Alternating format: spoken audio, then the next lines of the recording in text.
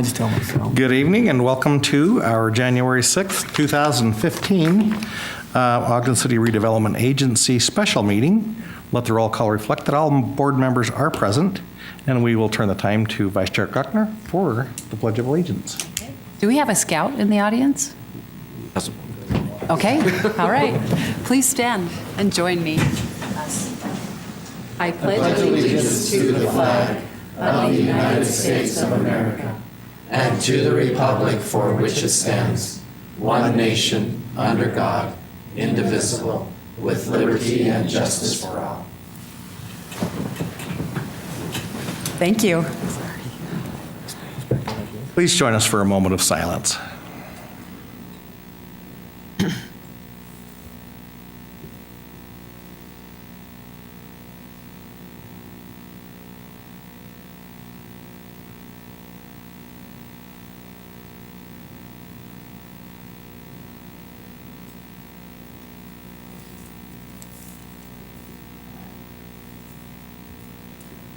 Thank you.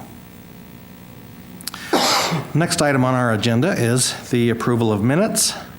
The first minutes are for the November 18th, 2014 work session. Board Member White. Yes, I've reviewed these and found them to be accurate. Thank you. And the minutes of the November 25th, 2014 special meeting. Board Member Wicks. Thank you, Chair Heyer. I reviewed those minutes and found them to be correct and would make a motion that we approve the minutes from November 18th and 25th, 2014. Second. Okay, we have a motion by Board Member Wicks, seconded by Board Member Blair for approval. This is a voice vote. All in favor? Aye. Any opposed? Okay, the next item is the reports from the administration. Item A, track line master land transfer development agreement. So, Mr. Cooper. Mr. Cooper. Chair Heyer, members of the board, thank you for your time tonight.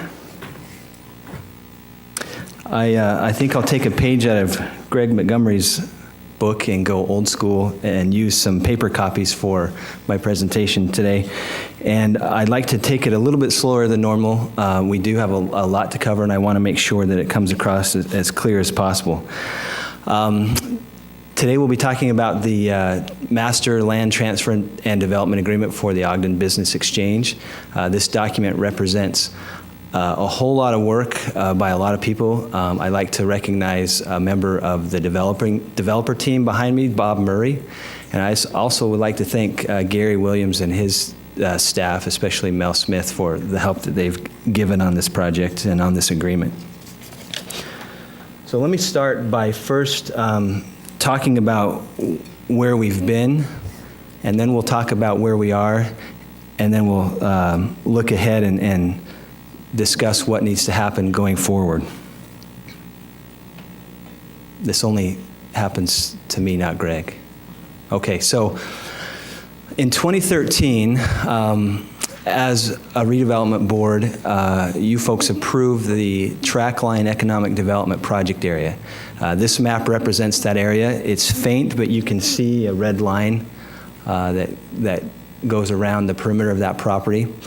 This area is 121 acres approximately, and it was designated to as a development area to reduce blight and to increase jobs and to bring commercial industry into a location that has otherwise sat dormant for quite a few decades. Subsequent to that action, as a redevelopment board, you folks approved the acquisition of a number of parcels that existed in the economic development project area.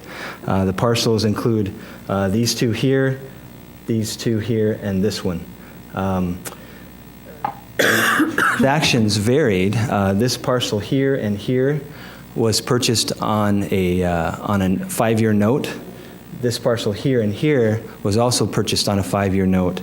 This parcel here was purchased on a lease option, and this parcel here had a verbal option agreement placed on it with one of the members of the development team.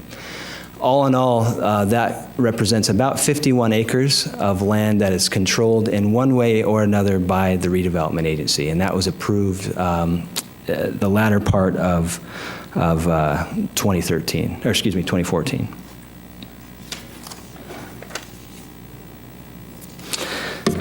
In addition to the land transaction, there were certain funds that were also approved to be contributed to the project. One of those funding sources, as shown here, is a loan from HUD for $3.3 million. That was actually approved by the City Council. In addition to that, there was also approved by the City Council certain funds out of the Community Development Block Grant that could be contributed to the project, and also approval to apply for a EDA grant for infrastructure costs, specifically a water line. So all of those things have been previously approved. So that's a little snapshot of how we have gotten to here. Let me throw on a development, or excuse me, a process timeline. Can I zoom out of this? That's going to be a little difficult to read. Yeah, I can't do that. This was emailed to you, so you should have that in your packets as well. I'll need to look at this for reference as well. Brandon, could you zoom in on a section of it? Sure. Would that work? Just for the, there. I think I broke this. So just to reiterate, as I just mentioned, the HUD loan, the CIP, the CDBG funds were all approved here at the City Council level, totaling $4.1 million. There was also the application approved for the EDA grant with a $700,000 city match. We mentioned, again, the approved property acquisition for $5.9 million. So since that time, we've been working out design guidelines and terms and conditions with the developer, and that represents these two boxes here on the administration level. And that brings us to the formalized agreement with the developer known as the Master Land Transfer and Development Agreement. So before we talk about the rest of the boxes on this page, let me go through that agreement a little bit, just the high points. Before you go through that, what is the status of that EDA grant? We've received one letter and one email, and they conflict with one another. The email says that it was received through the Internal Review Committee and that they're working on the approval. The other one, the actual letter said that it wasn't approved during this funding round, which was the December 2014 funding round, and was pushed to January. So we clarified that with EDA, and they've told us that the IRC, which is their review and approval body, did review it, loved it, approved it, but because of the way Congress funded the budget last year, it didn't get put in the December round, so we're looking at the January round of funding. So we're working through the last few items of detail with them in terms of environmental review and those type of things, and we expect to get an award letter in January. That's a crucial part of the project, isn't it? It is a crucial part. There's not enough water service in that general location to support a development like this. So a 24-inch water line, a 12-inch water line is required to be brought in. It's been decided that a 24-inch water line would be constructed due to economies of scale and efficiencies. So what happens if this is refused then? If the EDA grant is not provided, then the cost of that water line minus the city contribution, which goes to fund the difference between what is required at 12 inches versus what's requested at 24, that will be funded by the project. Do you have a developer in hand, or is that still up for negotiations? No, this contract is with the developer. The developer's name is OBE Vision LLC. The gentleman behind me, Bob Murray, is a representative of the developer. They are a division of Ascent Construction, whom we've done business with in the past.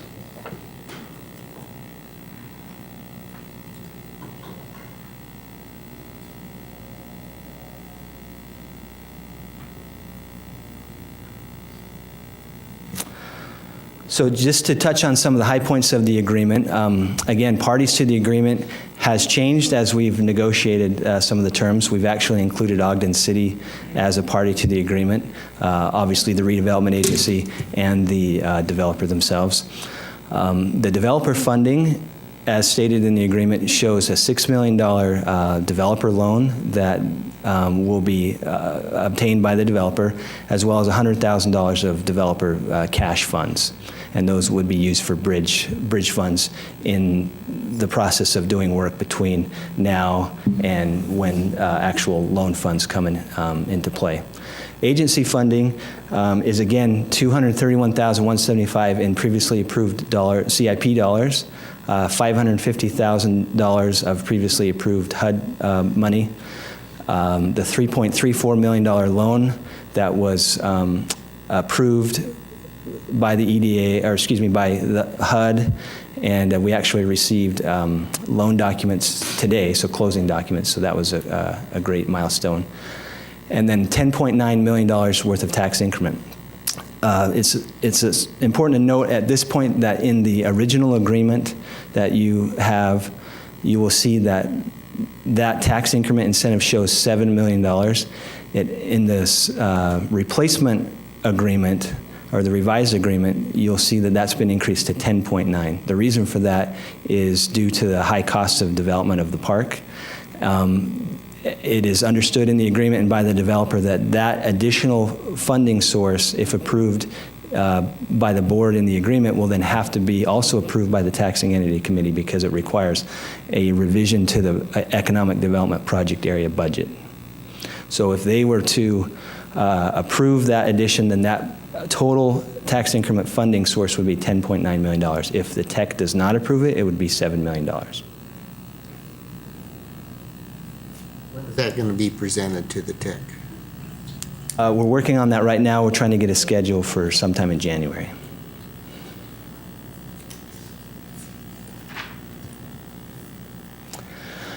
A major part of the agreement is the development performance, which is called the takedown schedule. So we've tried to create something that we feel is market compatible, but also gives the developer some reason to perform.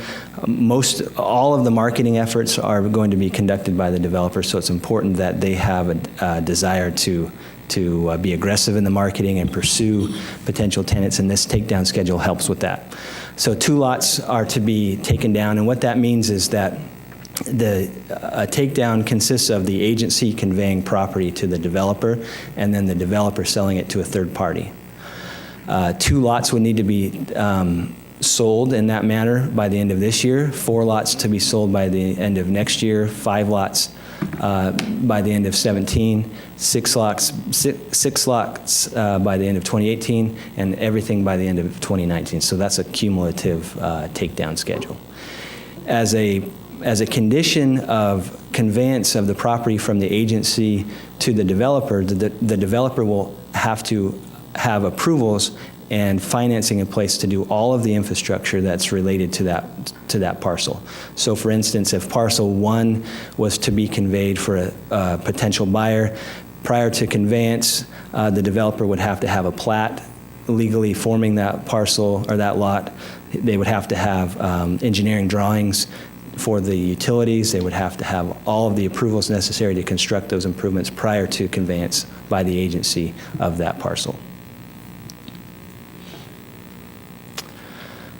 So as I mentioned, certain developer obligations exist. One of those is the infrastructure development, as I just described. That's related to the takedown schedule. Obviously, there can't be any lot sold to a third party without access and service utilities, so those will all be constructed concurrently. One of the other obligations is marketing and sale of the land to third parties, so they will hire or in-house market the property. There is a broker involved, so that broker would engage the private community in terms of marketing and recruiting. In addition, our department does a lot of that as well, so that'll be a joint effort. Annual job creation reporting, because we do have HUD funding and also potentially EDA funding, there will be job reporting requirements. Those reporting requirements are passed through to each third-party buyer so that those jobs are reported at the owner level, and they're transferred up through the developer and to the agency so that we can then report to HUD and fulfill our reporting obligations. Management of the common space via the Owners Association. I'll describe that a little more in detail in a moment when I show you the map. Compliance with zoning ordinance, community covenants, and master plan. Essentially, once the zoning ordinance and those things are adopted, then construction of the project happens in accordance to those documents, just as it is in any development throughout the city. And also fundraising for the Exchange Building. They'll participate in that as well.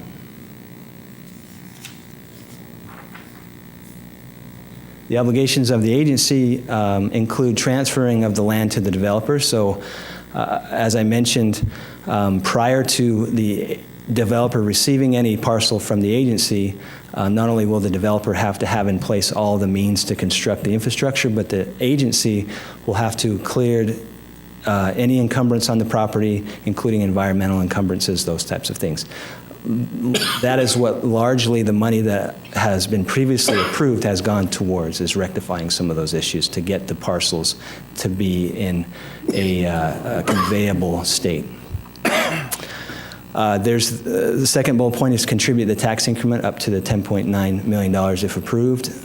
Provide oversight and development of the annual reporting. That's a key issue. We have a very good track record with HUD. We're reliant upon the developer to provide the records that we need to be compliant, so we'll have very good oversight over that. Again, we're doing the pre-development work, so a lot of the environmental investigation, some of the pre-engineering, the floodplain analysis, those types of things have been completed by the agency already. We'll participate in the fundraising for the Exchange Building and also the construction of the 24-inch water line. So all of those things are obligations of the city within the agreement. So that's a lot to swallow. Before I go on to some of the elements of the plan itself, does anybody have any questions? This is halftime. So the slide you just presented, is that the risk that the city is taking in this project? Or what are the risks that we're obligated in? For agency risk, obviously we've incurred debt upon the property, both in the acquisition through the promissory notes as well as receiving a loan from HUD for $3.3 million. The repayment of those debt sources comes from tax increment and from sale of the property to third parties. So in the event that nobody buys anything and nothing is constructed, then those loans would have to be repaid out of alternative sources. That's the risk that we have. That's the risk we have, correct. This is a little bit of a stretch, but if for some reason we don't get assistance on that 24-inch line, does it remain a 24-inch line, or is there flexibility? Can it be smaller, or does that matter? Does it still cost the same? It matters. It doesn't cost the same. A 12-inch line is much cheaper than a 24-inch line in the components of the line itself, the size of the pipe and the borings and the casings and those type of things. We've had extensive conversations with Jay and Public Works about this, and they feel that constructing the 24-inch water line now is in the best interest of both the development and the city. So the Public Works is willing to offset that difference in the pipe size, regardless if the EDA funds are available. Good question. One question. And then we have some future obligations also with the BDO lease revenue. Is that, I don't know if that was on there or not. Is that? That's correct. It's actually in the other slide, but I can address it now. Part of what you'll hear as the city council is the obligation to commit $250,000 a year for 5 years, yes, it's 4 years. 4 years. Up to $1 million towards the project, and that's a city council action. That would be an additional risk. Obviously, that's a sunk cost. That's not repayable. So that would be a future, that decision would be part and parcel to the approval of this agreement by the city council, which is why the city council is now party to, or the city is now party to the agreement, because of that reason. Could you explain the incentive to the developer to meet those deadlines on the takedown schedule? So there is a reversion right that we have that allows us to, basically, it's a default position. So in the event that the takedown schedule is not met, there's also a tolling period, which means that there is some grace period in the way that that takedown schedule happens based on market conditions. And if you can prove certain things in terms of the market conditions, then the developer can have up to, I believe, 2 8-month periods to delay that schedule. In the event that they've not met the takedown schedule, they've gone through the toll period, and they're still unable to take down any properties, then typically we try to do a workout because it's in everyone's best interest to figure out what's wrong, why it's wrong, and what can be done to fix it. In the event that that doesn't happen and a default occurs, then there's default language in there that's fairly extensive. That's very protective of the agency and the assets. Essentially, developer goes away, all the land reverts to the city, and the tax increment that was pledged to the developer is retained by the agency. Any other questions? Okay, so that covers most of the high levels of the agreement, basically the deal structure. Let me show a few maps here, just so we understand what the intent of the project is.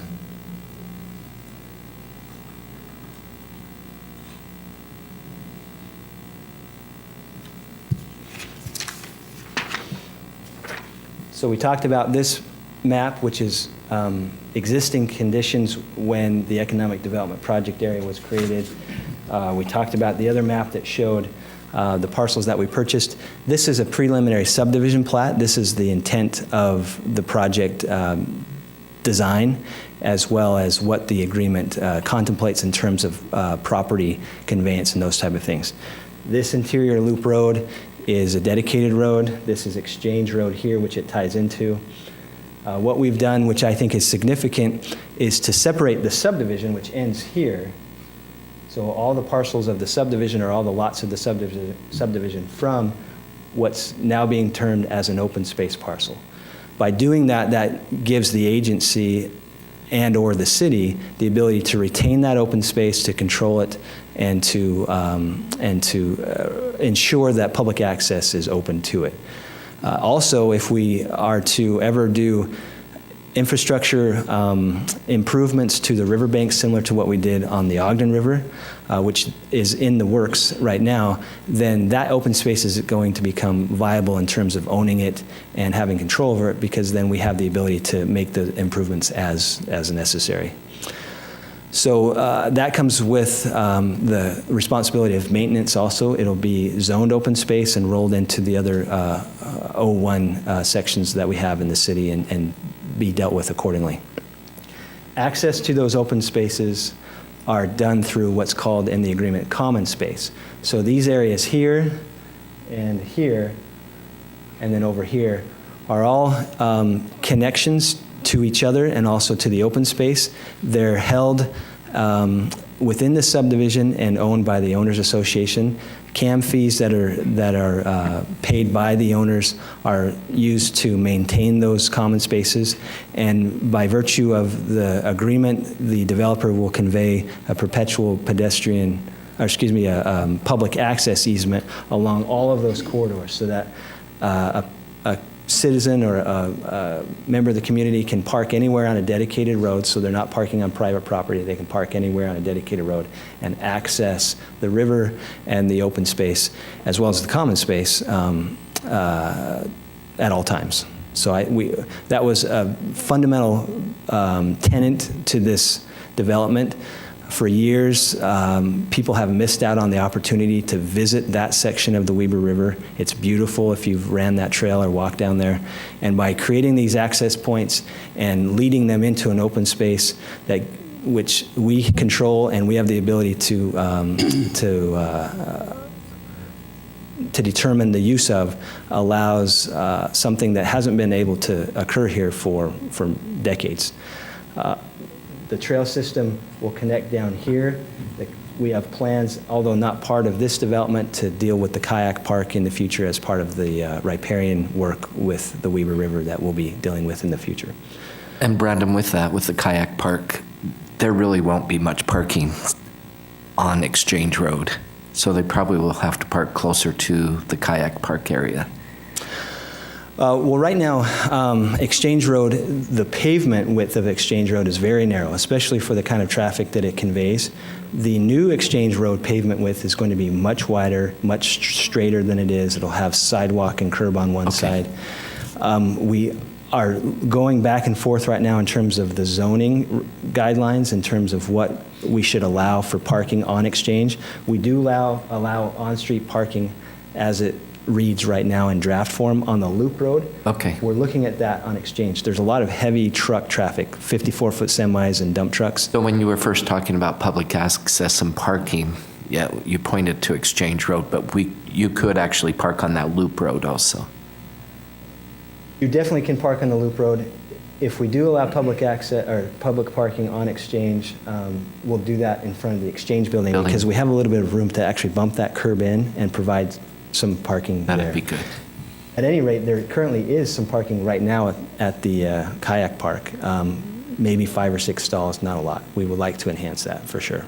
Because you don't want to be lugging a 35-pound boat. I know, that's why when he said you could park on the road, I was like, Yeah, it's too far away as it currently exists. So our hope is to open this trailhead a little bit by taking some room out of this property if that ever presents itself for sale, and then creating an appropriate trailhead with services with some additional parking there so that the current facilities and the kayak park are connected. Right now they're not, they're separate. So if that property doesn't become available, what's the plan? The plan is to enhance it according to our development guidelines now, which is redoing the pavement surface, re-landscaping, re-signing, those types of things, and connecting it to the rest of the common space. Our discussions with that property owner are encouraging. I can't speak for them at this point, but they're encouraging. So the improvements on Exchange Road, will they be done while the project is under construction, or is that another date that you have? Currently, Phase 1 incorporates work from Exchange from here to here, as well as the loop road from there to there, so that we can provide access to these two parcels. That is the work that Phase 1 contemplates. We hope, based on the approval tonight, we hope to get started immediately. We have deadlines that are being driven by the proposed tenants of these two parcels that we have to meet, and they're very rigid. So we'll have to construct all the improvements necessary to make those legal occupiable lots. That's Phase 1? That's Phase 1. Now in Phase 2, do we complete the road then, or? Phase 2, I don't see the road being any more than 2 phases because it wouldn't make any sense. So as soon as there's interest in any of these parcels, we would complete that road and all the utilities necessary. So I don't see this being any more than 2 phases over 5 years. And the Exchange Road, it will be part of Phase 2 also? Anything past here is not part of the project. It turns into a county road just a few hundred feet to the west of here. We have worked with the county engineer to talk about what funds they might have to improve the road consistent with our improvements from essentially the west side of Blooms all the way up to the transfer station. They're looking for funds to do that. Okay, so that's the highlight of the project. That's the intent of the plan. Let me go back to what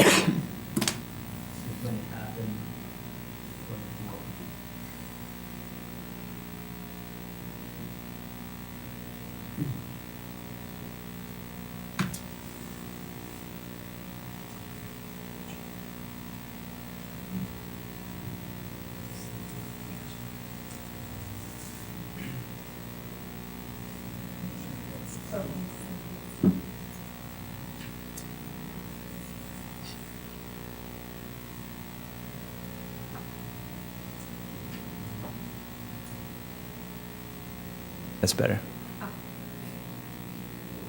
line is affecting it a little.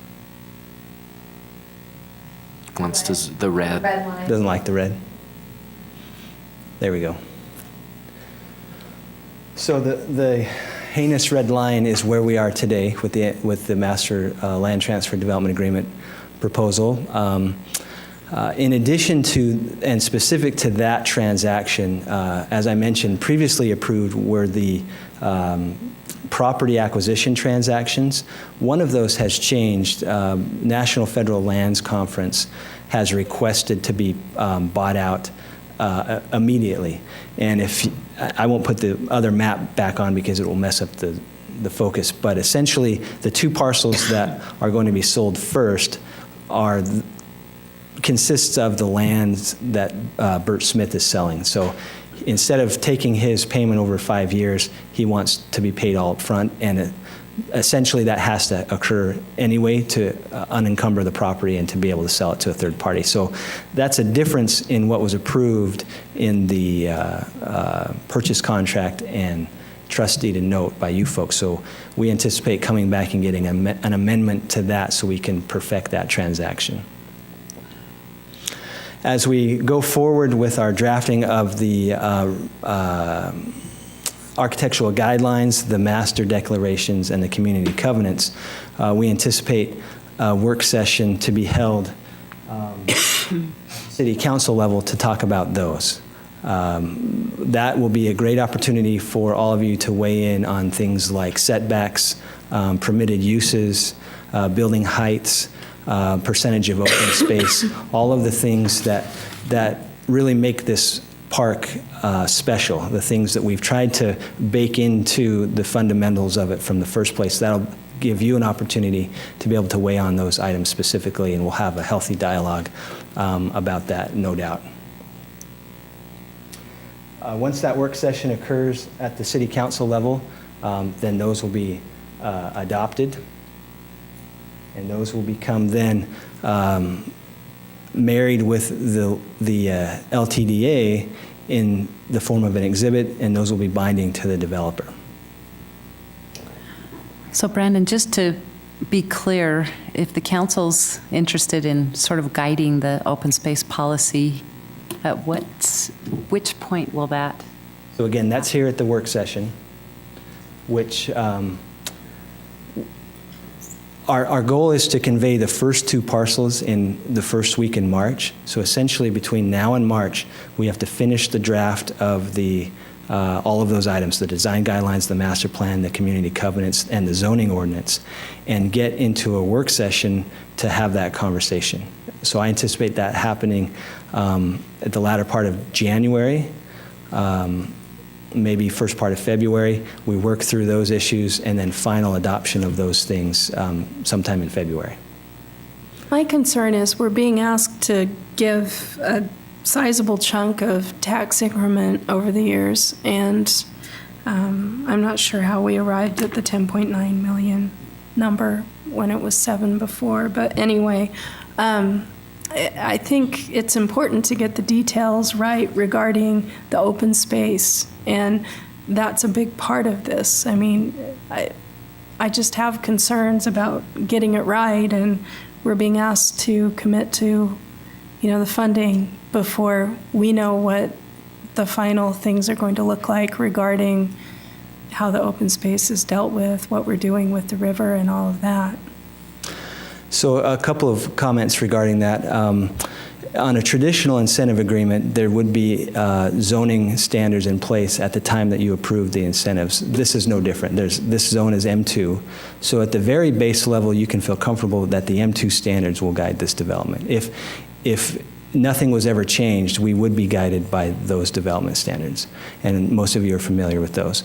So that would place this transaction similar to every other incentive agreement transaction that has been presented before you, that you have a clear picture of how development standards would be enacted prior to giving consent on an incentive. But the issue is, I don't think that anyone would say that the existing M2 zoning has served that area well, that we should strive for what's there.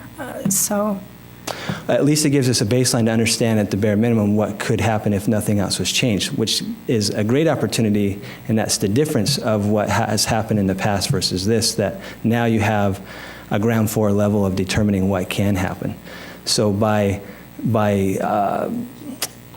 giving consent for approval of the incentive and then moving straight into the discussion of the zoning ordinance, you can support your decision on the incentive by the comments that you make at the zoning level. So they're not counterintuitive, they actually flow together, which is something that has never been your privilege. You've always had to deal with the zoning that was there at the time that you made the decision to approve or not approve the incentive. So I think this is a beneficial situation, not a detrimental situation. Can I, Brandon, if I can express what I'm thinking, you know, this has been proposed to be a lifestyle park, and it's also been proposed that it's going to have its own zone that really will only work for it. Now we're also under the gun to get something done before March 1st. I guess my question for you is how do we weigh the urgent needs with the long-term needs, and can we address those long-term needs after March 1st? And I guess that's what you're proposing. Is that what I understand? Let me see if I understand you correctly. You are hoping to get what needs to happen done now, and then spend a little bit more time addressing the things that are going to be more impactful long-term. That's right. And our intent is not to rush any decision whatsoever. We're responding to the market, and we have two potential buyers that are willing to establish the tone for the park, both in quality and quantity. And so we're trying to respond to that, of course. Well, I'm assuming that we are on the same page with them at this point, and that it shouldn't be a big deal to keep them happy and us too. Well, the way that we keep them happy is by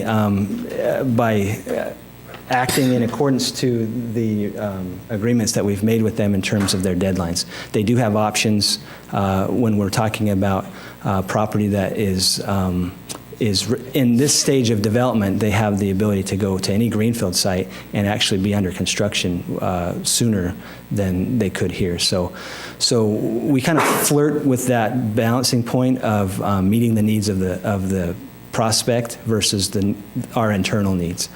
I don't see them as mutually exclusive. I think that we can make long-term impactful decisions in a relatively short time. I don't think that by making the decision of the zoning ordinance and the design guidelines and all the associated documents that go with that by March 1st means that we're doing something hastily that we're going to regret later on. In fact, we've given a lot of consideration to what these zones should be. I put this map up here for that reason. We've had multiple discussions about this, and again, we've had conversations and approved funding to get to this point, to have a developer willing to invest $6 million and to have the opportunity to even talk about design guidelines. Heretofore, that was a non-consideration because no one was even interested. So we've paved the way to get to this point. Getting through this point is going to take a lot of work, but I think we can do it together. We've spent quite a bit of time talking with you folks and internally with administration about how to deal with the historic nature and integrity of this building. So we've contemplating a zone that exists on the interior of this loop road as what's called the Business Exchange Historical Zone. It has its own set of parameters and guidelines and standards that would need to be adhered to for anything that exists on the interior of that loop road. We've also created a secondary zone called the Business Exchange Industrial Zone, which would be everything else outside of the loop road, and that would allow for larger scale buildings, different materials, things that allow companies to actually build to their corporate standards, which in the city at BDO and some other places isn't really available to them. So that's an appealing thing. So I think we've gone down the road in accordance with the thoughts and wishes that you folks have expressed to us in previous work sessions and other ways, so that when we get to the point of having the discussion of zoning, land use, design guidelines, we're not hitting anybody cold with new ideas. I think we have some discussion around setbacks and percentage of open space. But if you look at this, we have 51 acres in this plat map. We have out of that 51 acres, we have 23.88 sellable acres. So that is taking out open space and common space. So more than half of our project is non-developable area. That exceeds any zoning ordinance that we would have in place currently on the books.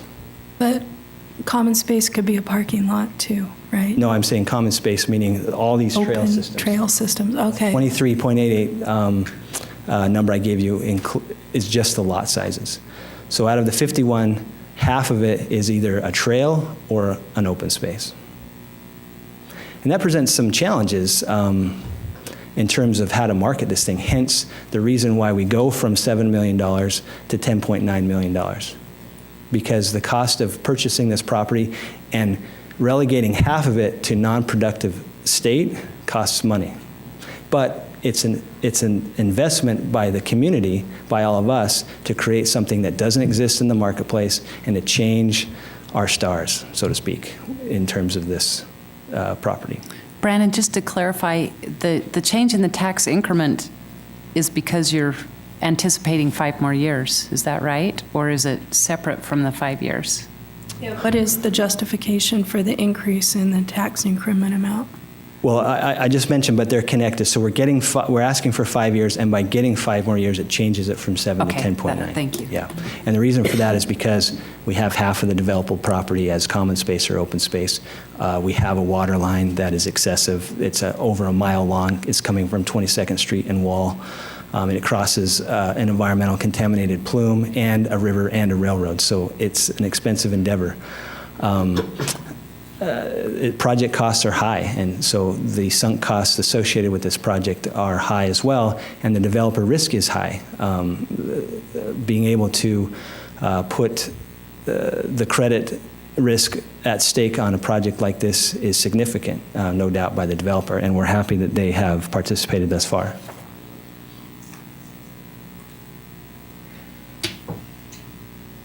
So back to this. Does that answer your questions? There's a lot of shapes on this, and I appreciate Janine. She worked really hard on this, and it's very helpful. But if I'm hearing you correctly, the one thing that you're most interested, I believe, is that and that. Again, if you move it over to here, that happens at the city council level, and that's our next step, is to get those things before the city council in draft form to talk about how they all work together and get those adopted prior to March 1st. And just to add to what you're saying, we have to set the tone now. We can't afford to do it later because we're already in process. So I think that's crucial. And that's my point that I made a moment ago. You are, like typical situations, you hold most of the control. Even upon the approval of this agreement, you still have the ability to guide the destiny of the project through the zoning ordinance. And to go along with that, tonight is very crucial, that it starts the project moving in the direction that we want to have it move in. But there are other key dates and schedules that we've got to meet along this way, and it's going to be a lot of work and dedication for that. And I appreciate that comment. An approval tonight will allow us to get to the critical component discussions of zoning and land use and those type of things. A non-approval tonight would unwind not only months of hard work, but thousands, if not millions of dollars spent on the project. So I'm obviously biased in terms of the direction I would like this to go. I think the hard part is that, if we had a blank canvas, it would be okay in the timeline and everything. The problem is that we have a market-driven timeline, and so it's a person or a company that wants to actually go into a certain spot, and so that's part of it, is that we are kind of handcuffed in a way to that blank slate. So I think that's what we're hearing on some of the feedback here, at least from us. But I would say to that the handcuffs are loosely tightened because we still are at a phase where flexibility exists. Maybe not as much flexibility as you would have had if you had a total blank slate, but it's a good situation to be in. To have a developer wanting to contribute and invest that kind of money, to have two companies wanting to, one relocate from outside the city and the other to expand within. It's a good set of handcuffs to have, and they're not quite clamped down yet. Any more time that it takes to work through these things beyond that time, then there's no reason to have the discussion in the first place because the project folds in on itself. It's like a house of cards. So those are doomsday words, but unfortunately, timeline really drives a lot of what we're doing. It's not our intent to make these things as hard as they are, but again, we're trying to respond to what the market presents us. I think I can speak for everyone. Nobody wants to see this thing fail. Correct. I don't think that's the case at all. And I guess I would just ask that, and I don't see all the work that goes on behind the scenes, but I know that I would like to see our staff a little more included in some of the dialogue that's going on earlier on, because that will help us. Is that something that could maybe be? Your staff has been wonderful and helpful, and it's our intent to always share with them the information as we know it, when we know it. So it's a dynamic thing. We tend not to share the sausage-making process, but when we have firm things that are shareable, we try hard. And I'm not perfect at that. I'm far from it. Ask Bill. It might be helpful even to see a little of the sausage making. Might be helpful. I guess that's maybe what I'm saying. I appreciate that. Any questions? You will be hearing this again in 20 minutes. Just one more observation. It's not just the market that's a hindrance. It's also just time, because the longer that it goes, we have a clock ticking on an EDA, which means, if we don't get that, extension, that's money basically down the drain. Absolutely. I could bore you by creating a chain of events that are all connected to one another from me to you, and if you take one link out of that chain, the whole thing falls apart. But I won't. Suffice it to say that there are so many things that are time sensitive, and the very first thing that kicks all of them off is having this agreement in place. The other crucial aspect to this is the developer. And I think we can be confident that the developer is able to handle this type of a project. They have the capacity to do that. And I think that eases our concerns a little bit if we have a developer that can handle what we're doing and what we're looking at, and has the same interest of making this a success, but also preserving the open space, which can be a standard by which we can key to other future developments in the city. I agree. The developer, when we go through developer selection, we look for 4 things. We discussed this in a work session prior. We look for personnel. We look for capacity, personnel capacity, financial capacity, references, and I can't remember the 4th one. It's not going to come to me. Anyway, there's 4, I promise. So we vetted 4 developers in this process of selection, and we're confident that Ascent, via the OBE Vision LLC entity, has those capacities, has the ability to contribute what's necessary under the terms of the agreement, and is aligned with our interests in terms of open space preservation, creating a lifestyle park that is none other across the Wasatch Front, and doing so with not a whole lot of profit involved. So it's a great relationship. And I think my concern is just that it is a unique space. We don't have many places like this. We have one chance to get it right. And I look at some other things we've done along the river, and I don't think we necessarily got some of those things right. So I have some the great thing concerns. is you're in control of that now and in the very next step when we talk about what those right things should be. Any other questions? Thanks, Brandon. Thanks.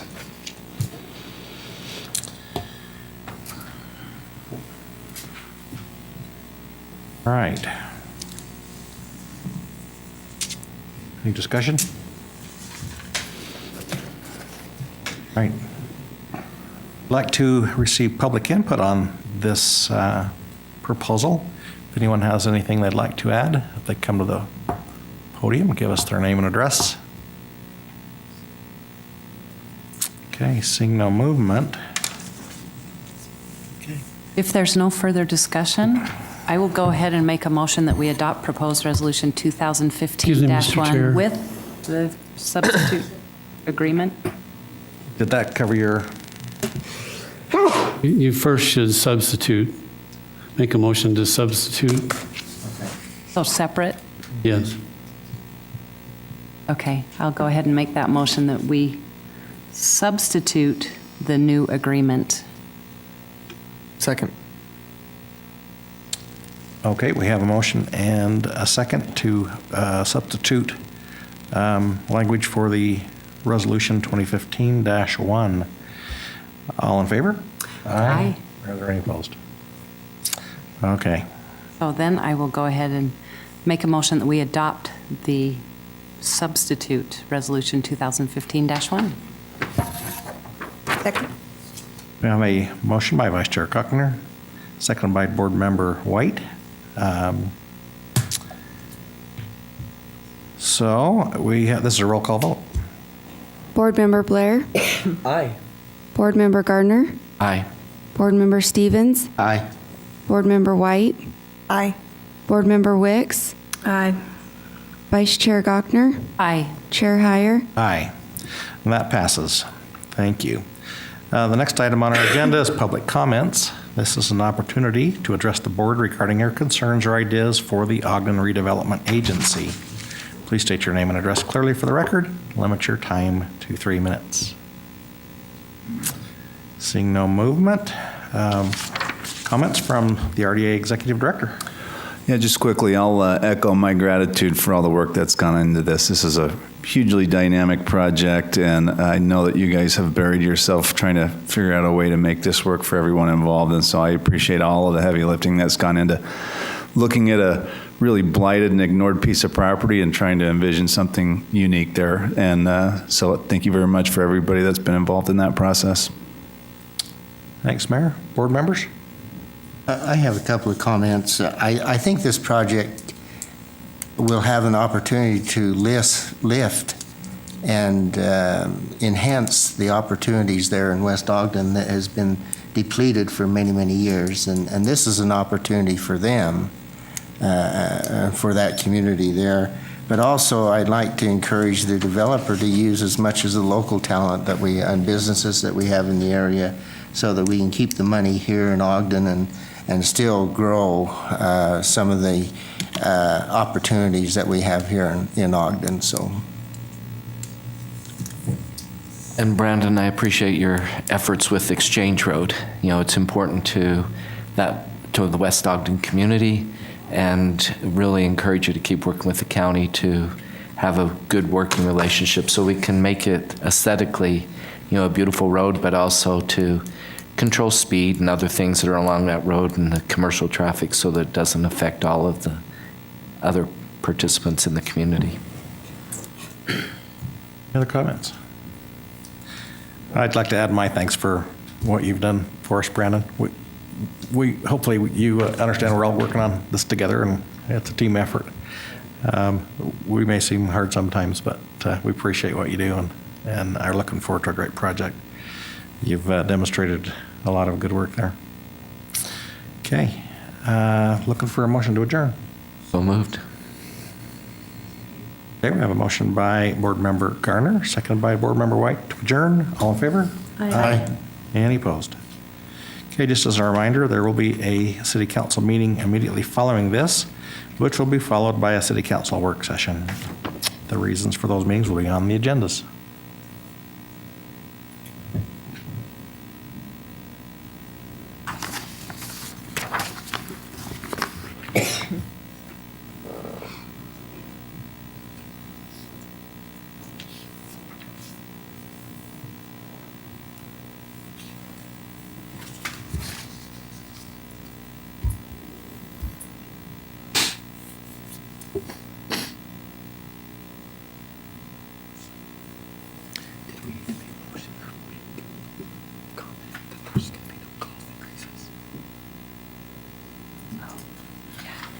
Ready to go?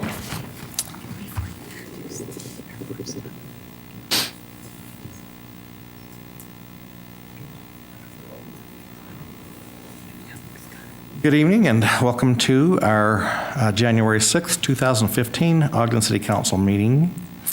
Let the roll call reflect that all council members are present. And just for your information, in as much as there was an article in the Standard Examiner noting that there would be we'd be visiting golf fees, that is not on the agenda tonight, and so that will not be considered. It was pulled for the immediate future, so it'll come back at a later time. Next item on our agenda is approval of minutes. First is for October 14th, 2014 work session. Councilmember Blair. Chair Heyer, I have reviewed those minutes and found them to be accurate. Then the minutes of October 28th, 2014 regular meeting. Councilmember Garner. Yes, Chair Heyer, I've reviewed those minutes and found them to be correct to the best of my recollection. Okay, and for the minutes of October 28th, 2014 study session, and November 18th, 2014 study session, and November 25th, 2014 joint study session. Councilmember Stevens. Yes, Chair Heyer, those minutes are correct. And the minutes of the November 25th, 2014 regular meeting. Councilmember White. Yes, Chair Heyer, I've reviewed them and found them to be correct.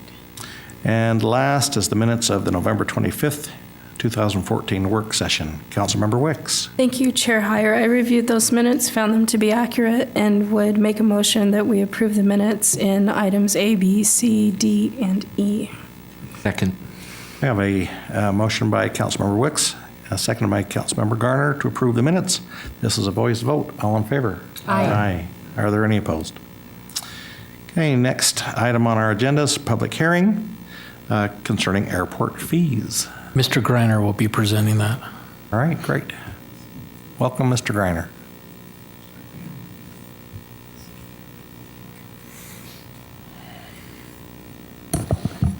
Council Chair Heyer, members of the Ogden City Council, I'm here tonight to ask your consideration for the amending of a sentence in Title A to the Ogden City ordinances as it deals with shrinkage and flowage fees at the Ogden City Airport.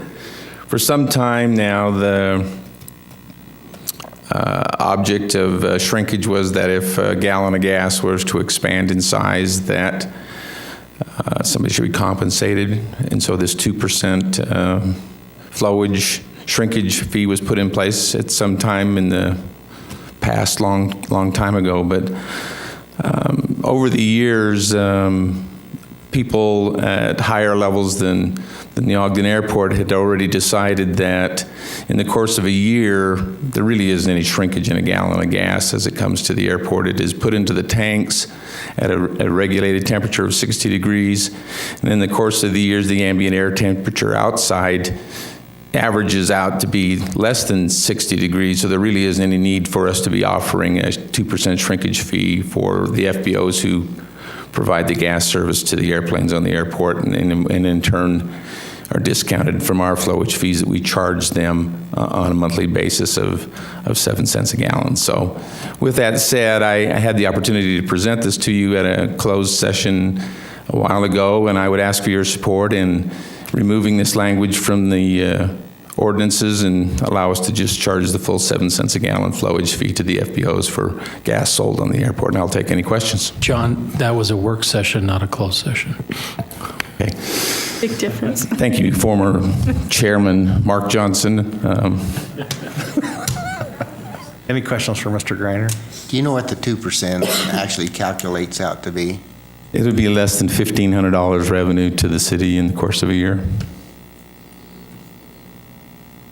Help me with my memory. Did you talk about if there is some sort of adjustment needed during the hot months that you might consider it later? I proffered in my outline to the council in my paper that if the FBO could really prove to the satisfaction of the airport that they really were losing any money in the course of a year, that we'd revisit this shrinkage. But I didn't say that I would give an automatic discount for hot months of the year. Okay, perfect, thank you.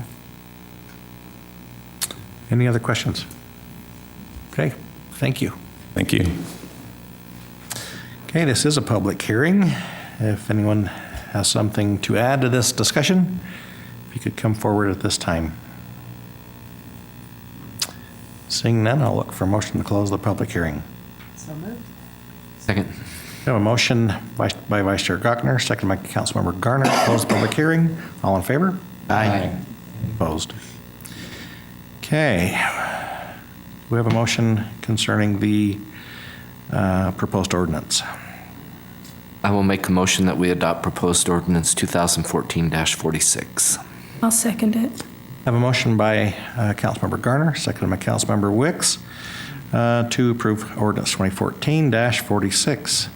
This is a roll call vote. Councilmember Blair, Aye. Councilmember Gardner, Aye.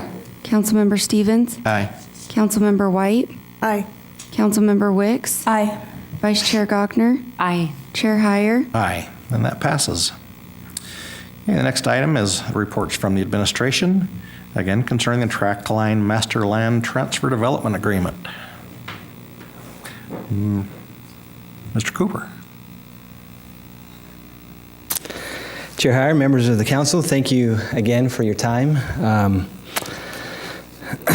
This land transfer development agreement was previously proposed and approved by the redevelopment agency. There are certain things that are related to the city, which is why now I present it to you as the city council. So for the record, I'd like to cover just a few basic things about the project, and then we can talk about some deal points, and I'd like to focus specifically on those that are relative to the city.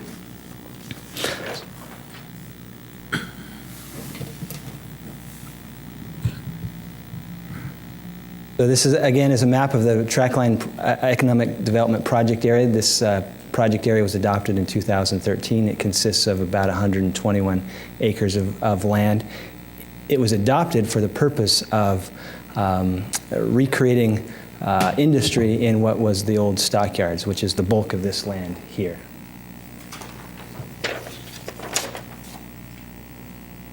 Later in 2014, the redevelopment agency approved the purchase of about 51 acres within that economic development project area.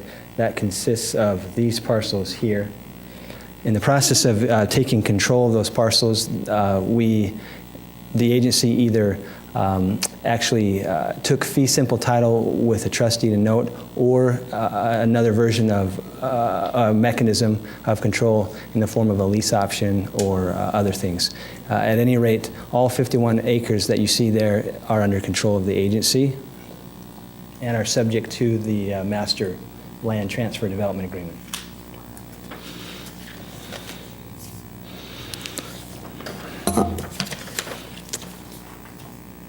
It's a surprise. This is a color rendering of what we anticipate the project to become. What you don't see here is Exchange Road, but that exists at this level here. Off of Exchange is an interior loop road, which would be dedicated to the city. And this is a drawing that shows what could potentially exist in terms of buildings. We know fairly accurately that this site would look something like this, and this site would look something like this in terms of the size of the building, the location, the shape, those types of things. We anticipate action on those two parcels in the first quarter of this year.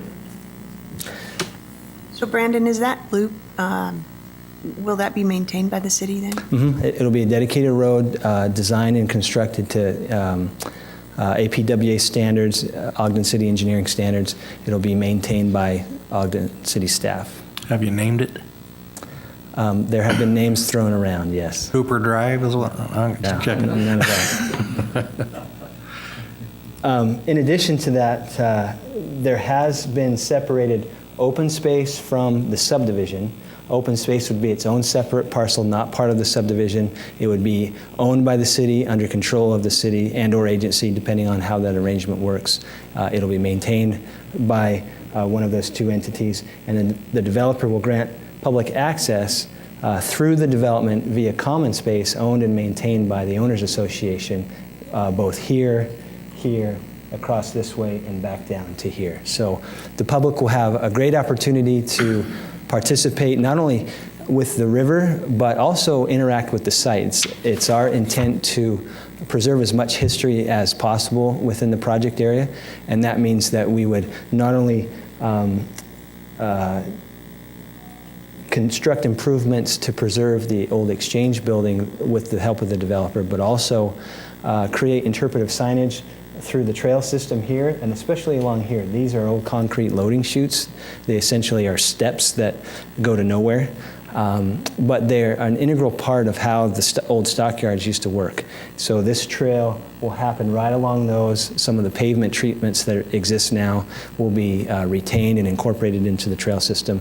So as the public accesses the site, along their way to the river, they'll be able to interact with the history of the site, as will the employees and the folks that work there. So we think it'll be a real neat place, special to Ogden, and not found elsewhere in terms of what industrial parks have to offer.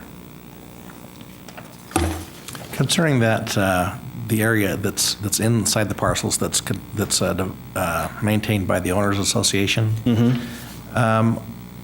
once Ogden City is kind of out of this deal, what's to keep them from deciding that maybe it doesn't need to stay open? Well, that will be deeded. There'd be a deed restriction at the subdivision level. So, all right, so that'll we're be thinking ahead tied enough to to make that parcel itself. Yeah. not changeable. Okay, great. Okay.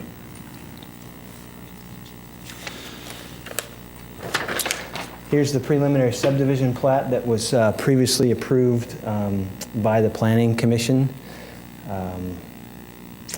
And we hope to get the final plat approved before the first week of March so that we can create legal lots and convey these two lots to prospective buyers that are associated with the outdoor recreation industry. Upon doing so, we would construct the utilities and infrastructure that would allow access to those parcels here.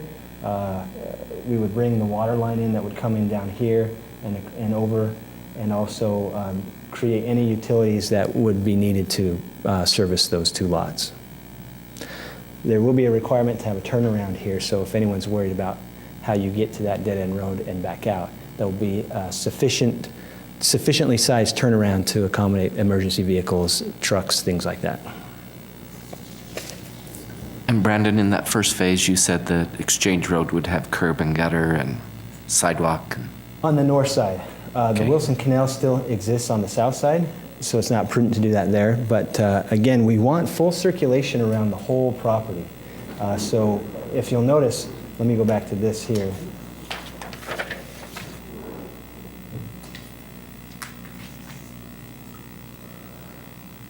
Every property has direct access to what's known as the common space, which is this trail system. So there will be no reason for a pedestrian or someone on a bike to access a public sidewalk if they so desire. But the loop road will have will have sidewalk on the north side, and Exchange Road will have sidewalk on the north side as well, so that you still have full pedestrian access, and all of those pedestrian ways are connected back to the river. Let me cover briefly some of the highlights of the agreement. Parties to the agreement include the redevelopment agency, Ogden City, and the developer known as OBE Vision LLC. It is very catchy, I know, but Ascent Construction is the entity that's associated with that single purpose entity, OBE Vision LLC. Developer funding includes $6 million in debt financed with a bank that will be contributed, along with $100,000 of cash money from the developer. The agency has already contributed $230,000 roughly. In fact, that's actually city money, CIP money. So that was previously approved, along with the $550,000 that was previously approved, city money, and then again, city money in the form of $3.34 million in a HUD loan that is soon to close, and we'll have access to that money shortly. The agreement calls for the contribution of $10.9 million from the redevelopment agency. $7 million is allowed in the project area budget. The remaining would have to be approved by the taxing entity committee. The takedown schedule consists of essentially a lot a year, excluding this year because we know that, or we anticipate that we will sell off 2 lots immediately. So 2 lots in 2015, 2 additional in 2016, 1 additional in 2017, 1 additional in 18, and then finally two of the last remaining lots in 2019, making 8 total. And as a condition of the conveyance of the property from the agency to the developer agrees to construct all of the utilities infrastructure necessary to serve that lot. So it's a congruent type of a transaction.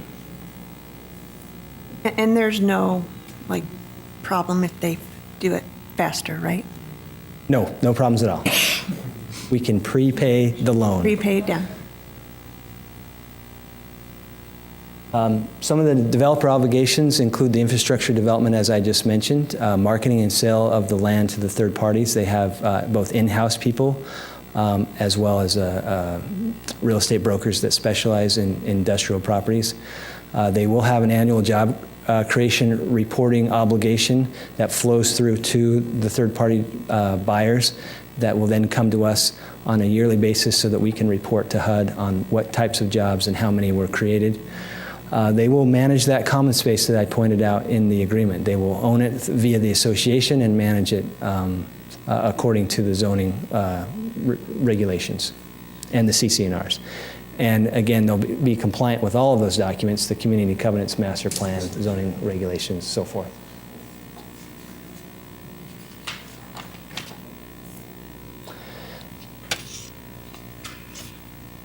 And this is agency and or city obligations. Again, city is interchangeable with agency throughout the agreement. There are certain things that are specific to the city and not to the agency, but they are both parties to the agreement. So again, there's an obligation to transfer land upon the developer meeting the requirements of infrastructure and those types of things. The agency, as I mentioned, will contribute the tax increment. Oversight and development. Oversight of the development and the annual reporting is a key staff role that someone in CED will have in terms of making sure that the terms and conditions of the agreement are being met and all of the HUD requirements are also being met. There is an extensive amount of pre-development work that has happened and will continue to happen prior to really the commencement of work. City staff will also help in the fundraising for the Exchange building and also oversight on the construction of the water line. That will likely go through the engineering department.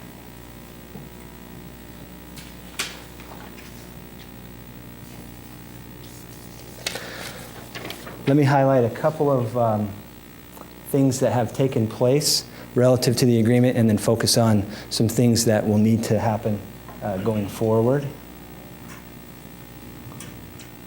I mentioned that certain monies have been previously approved. Thanks.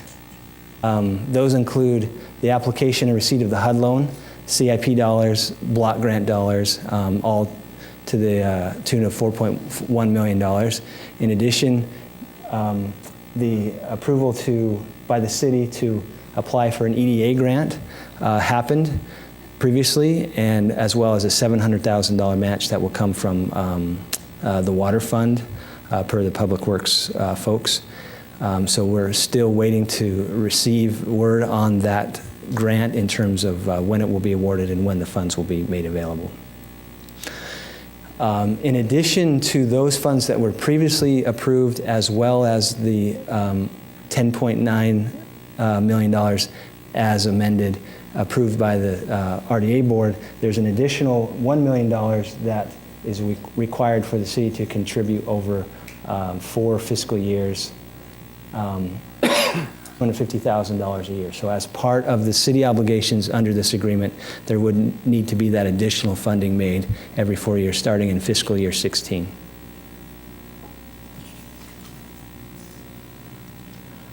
So upon approval today, the next step in this process before we can actually convey property to the developer for him to be able to convey it to a third party and start development is to work out the design guidelines, community covenant, zoning ordinance, and master plan. That's going to be an opportunity for all of us to get together in a work session here and talk about the things that we would like to see happen in this special place.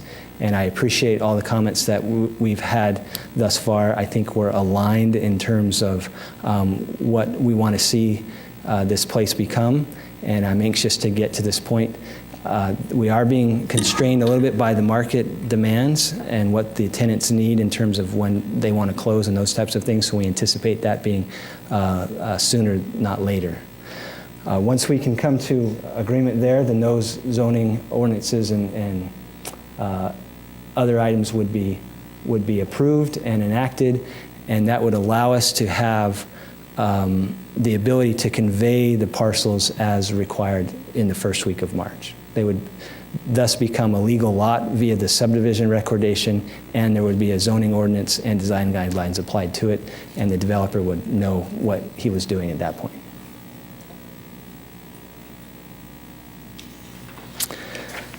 So that is the 50-cent tour. Is there any questions? Questions for Mr. Cooper?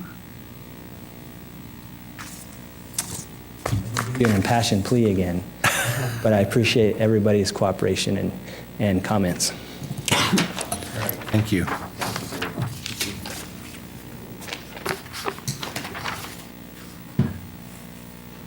It doesn't, we're not asking for any public input, are we, Mr. Cook?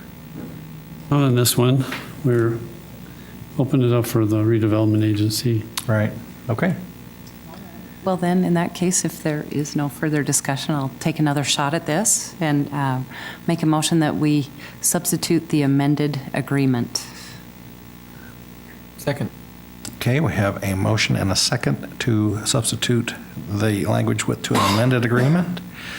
All in favor? Aye. Aye. Any opposed? That's so funny. Okay, and so with that, I'll go ahead and make a motion that we approve the substitute resolution 2015-1. Second. Okay, we have a motion by Vice Chair Cockner, seconded by Councilmember Blair to adopt the amended language for Resolution 2015-1. This is a roll call vote. Councilmember Gardner, Aye. Councilmember Stevens, Aye. Councilmember White, Aye. Councilmember Wicks, Aye. Councilmember Blair, Aye. Vice Chair Gochner, Aye. Chair Heyer. Aye. That passes. Looks like your impassioned plea worked. All right, we're down to new business on our agenda, priorities for 2015 legislative session. Who and Ms. Eller-Smith present to us.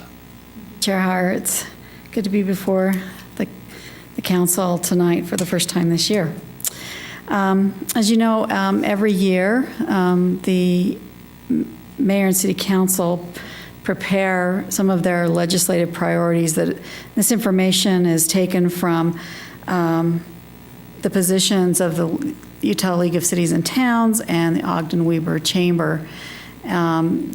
Administrative staff from both the administration and the council work with those groups to develop their legislative priorities, and we want to just add the city's voice to those groups to make sure that our legislators have some direction as they start the new legislative session.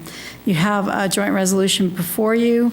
It covers water rights protection and water development, air quality, transportation funding and projects, security for municipalities, fireworks, Marketplace Fairness Act, a new growth definition, public education and higher education, Hill Air Force Base, information on the Utah procurement team, capital funding for projects in this area, including Juvenile Detention Center, the Ogden Weber Tech, and Weber State University, supporting USTAR, tourism and marketing, immigration reform, and the restaurant tax. As I mentioned, these are all items that are supported by other groups in the area, and we just recommend that this be adopted by the council. Any questions for Ms. Ellersmith? Thank you. All right. Do we have a motion? I will make a motion that we adopt these priorities for Joint Resolution 2015-2. Second it. We have a motion by Councilmember Garner, seconded by Councilmember Stevens, to adopt Joint Resolution 2015-2. This is a voice vote. All in favor? Aye. Are there any opposed? Okay, that passes. Yeah, next item on our agenda today is election of chair and vice chair. We'll start with election of chair. I'll open the nominations for candidates for council chair.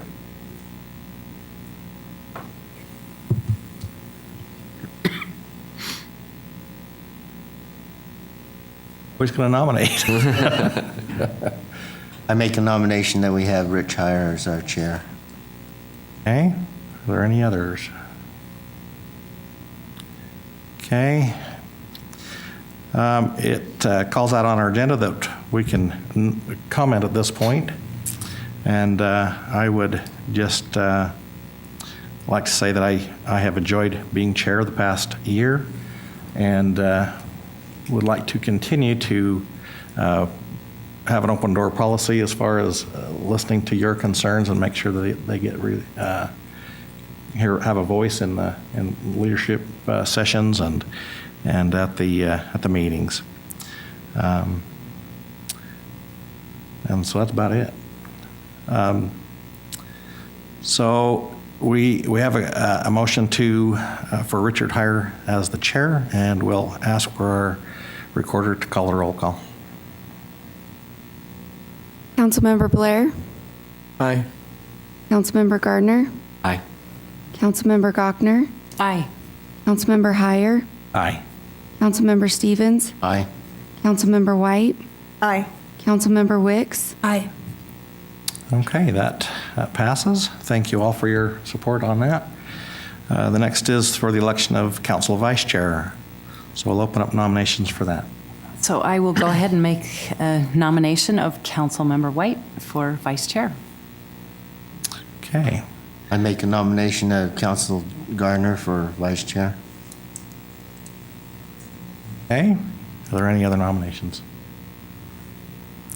Okay. Councilmember White, would you like to make your plea? Sure. This last year has been really fun, getting to know the process and getting to know all of you. And I would like to be able to continue to work and collaborate with administration and state legislators and other county commissioners, as well as working with all the other policies that we get to set. So. All right. Thank you. Councilmember Gardner. Thank you, and thanks for the nomination. I do believe that it's very helpful for council members to serve in a leadership position.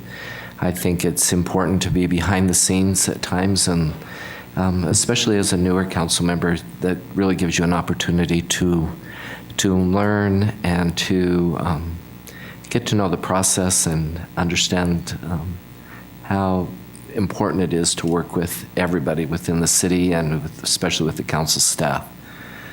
And so with that, I am very grateful for that. And honestly, I support Marcia White for this vice chair position.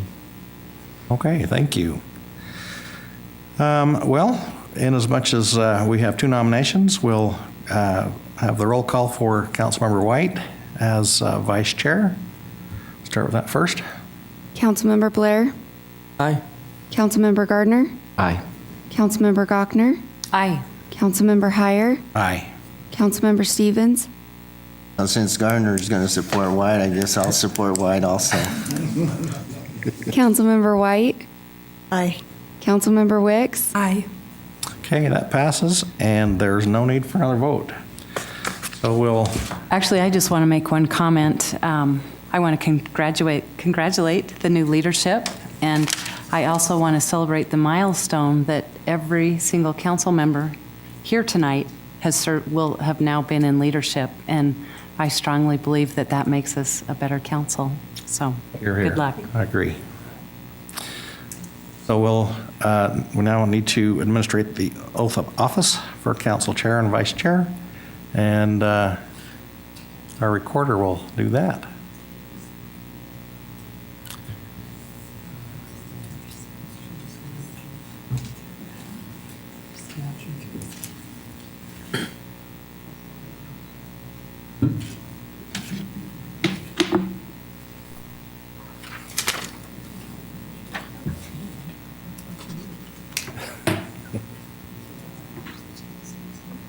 Right. Chair and Vice Chair White, if you would please stand and raise your right hand and repeat after me. I do solemnly swear Solemnly swear. that I will support, obey, and defend Support, obey, and defend the the Constitution of the United States, Constitution of the United States, Constitution of the State of Utah, Constitution of the State of Utah. and that I will discharge the duties I will discharge the duties of my office with fidelity. of my office with fidelity. Congratulations. Thank you.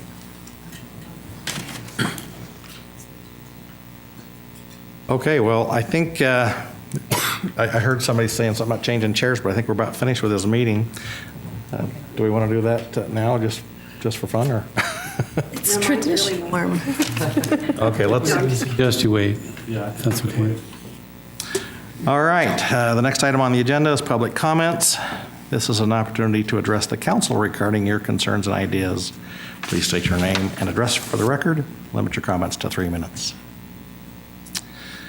Since oh, here we go. Great. Good evening, Bob Murray with OBE Vision. It's great to be with you tonight. 25 South Main Street, Centerville. Sitting back here, it's just a thrill for me to see city government in action. I was chair of the Farmington City Planning Commission last year and loved that experience, and I congratulate you and your offices and being able to move forward. You're doing great things in Ogden City, and it's a thrill for us as a developer to be a part of that. So thank you for your support tonight. And I love the comment about being able to lift this part of Ogden City. I think that's exactly what we're doing together. And so I'm thrilled about that. And I also appreciate the comment about using local businesses as much as possible and keeping the money local as much as we can so that we can keep Ogden strong. We're just thrilled about this opportunity. I just wanted to express my thanks and gratitude. And we're looking to do great things with you. Thank you. Thank you. Happy you're with us and eager to work together. All right, anyone else? Okay, comments from the mayor? Sure, I'd certainly like to congratulate those that were just elected into leadership. I think we have a tremendous 2015 in store, and I think we will carry on a great legacy that we've built in the last number of years of collaboration and cooperation. I think this agreement tonight, as sticky and as dynamic as it was, is a great reflection of us all being willing to roll up our sleeves and go to work on some great things. And I congratulate you and look forward to working with all of you and wish all of you a happy new year as well. So I think we do have a great 2015 in store. We'll look forward to some great things. So thank you. Thank you. Council members. Personally, I want to thank Mr. Murray for his comments and Mel Smith and Brandon Cooper for your hard work and all those who have worked with you. I truly believe that this will be a catalyst for West Ogden and really hope that we can move this forward, at a pretty aggressive rate, and that it will spill over into the rest of the West Ogden community, and that we'll be able to work with UDOT and the county and other areas to improve some of the infrastructure that will help support this project also. And so truly, thank you for your help. Any other council member comments? I'd just like to thank you for your votes, and you know, I am not naive and think that I'm the only one that can do this. Any of you are able to do this as well, and I appreciate your support, and I'd like to, if you have concerns or ideas for me, please bring them to me. I would openly welcome them. Appreciate my associations with each of you here, caliber individuals, and serve the city well. Look for a motion to adjourn. So moved. Second. A motion and a second to adjourn. All in favor? Aye. Any opposed? There will be a city council work session that immediately follows this, and the agenda the reasons are on the agenda.